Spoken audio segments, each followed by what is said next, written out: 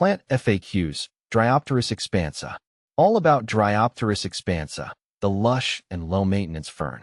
Hi, I'm Ferb, and I'm here to answer your questions about Dryopteris expansa, a captivating fern that thrives in shady corners.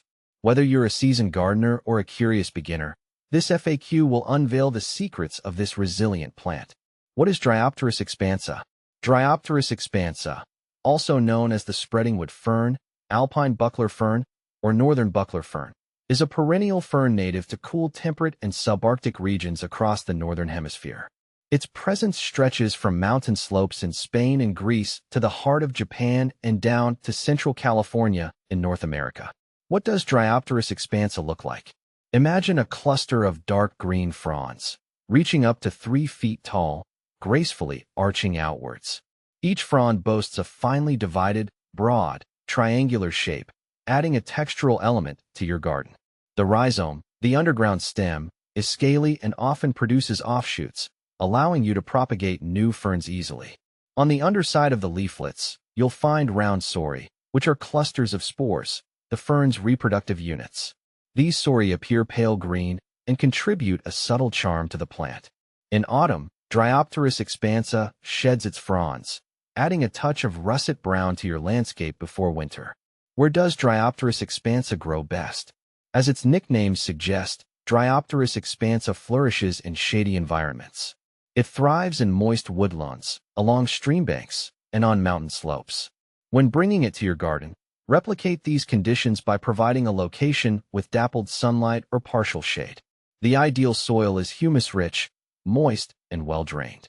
Avoid soggy areas, as Dryopteris expansa prefers consistent moisture, not waterlogging. How to care for Dryopteris expansa. Dryopteris expansa is a low-maintenance delight. Here's what it needs to flourish. Watering. Water regularly during dry spells, especially during the first growing season. Aim for consistent moisture in the soil, but avoid oversaturation. As the fern matures, its water needs decrease. Fertilizing. Fertilizing isn't necessary in most cases. If your soil is particularly poor, a light application of balanced fertilizer in early spring can suffice. Mulching. Apply a layer of mulch around the base of the fern to retain moisture, regulate soil temperature, and suppress weeds. Opt for organic mulch like shredded bark or compost.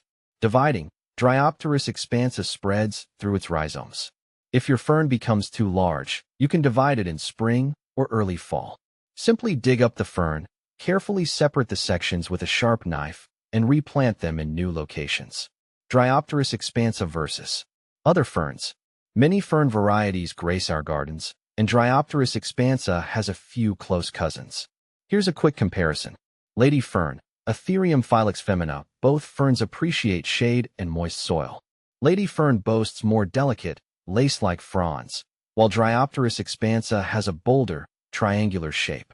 Sword fern, Polystichum unitum, both ferns are evergreen, but sword fern offers a more upright, sword-shaped frond structure compared to Dryopteris expansa's arching habit.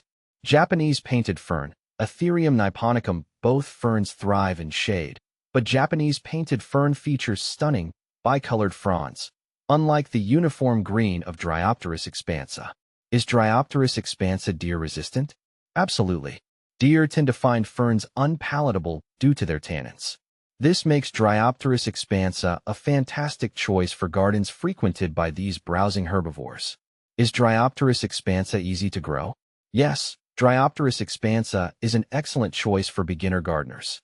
Its low maintenance needs, shade tolerance, and resistance to deer make it a trouble-free addition to your shady haven.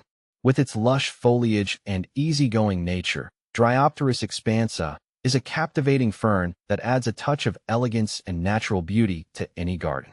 So, why not give this resilient charmer a try in your own shady nook?